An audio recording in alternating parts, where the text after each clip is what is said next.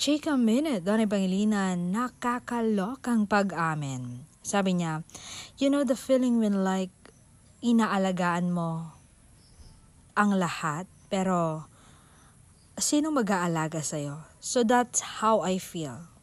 And Belle is the only one na nag-aalaga sa akin, who check up on me, always talk to me, always give me a hug. Sweet girl, I love that girl. Kaya sabi ko, aalagaan at mamahalin ko siya ng sobra-sobra, hindi ko siya sasaktan.